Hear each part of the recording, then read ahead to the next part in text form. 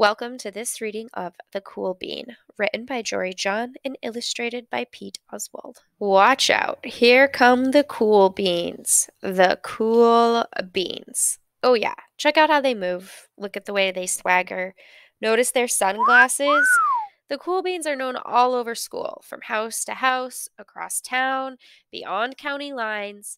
In the olden days, last year, we were all one big pot of beans. We were a mixed bag, but somehow it worked. Yep, those were the good old days. And then we stopped seeing each other as much. Just how it goes sometimes. You spend less time together, even though you're not totally sure why. I watched as the beans I knew so well, the beans from my own pod, became the cool beans.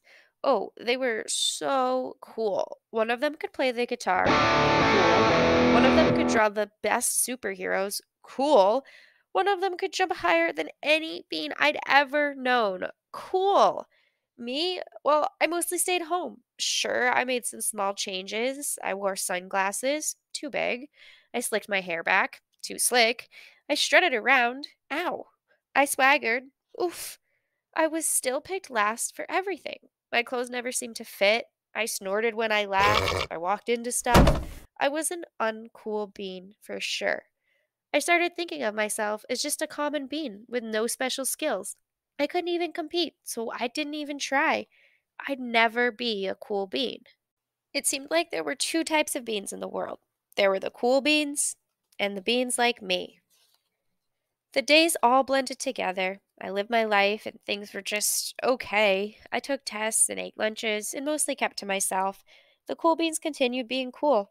I mean, sure, I missed them a bit, but it's not like I was going to say anything. I felt like all that coolness had gotten in the way of our friendship. And that's how it went. Until one day, I was in the cafeteria. I dropped my lunch on my loafers. Oh no, not again.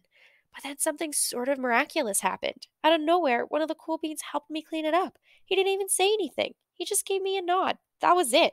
Later, I was out on the playground. I tripped and scraped my knee and maybe cried a little bit, and everybody saw it. Another one of the cool beans came to my side, and without a word, he dusted me off. That afternoon, I was sitting in class. I wasn't really paying attention. I didn't notice, but our teacher had called on me. Everybody stared. I sat there in silence. Nobody said anything. And then everybody just laughed at me.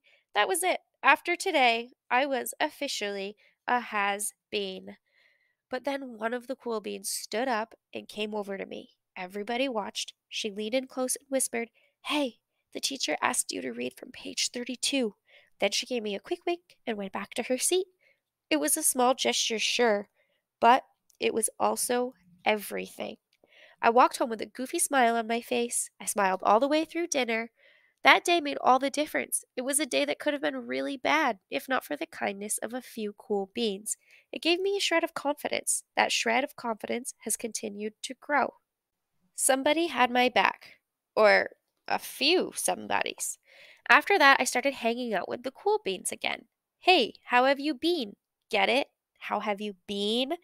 Not all the time, but sometimes. At lunch, after school, even on the weekends. Throughout all of this, I realized that it's not about how you look or any of that other silly stuff. It's about a wink or a nod or a smile at just the right moment. It's about dusting somebody off, helping them up again, and pointing them in the right direction. You need a hand? Yes, please. Now that's cool.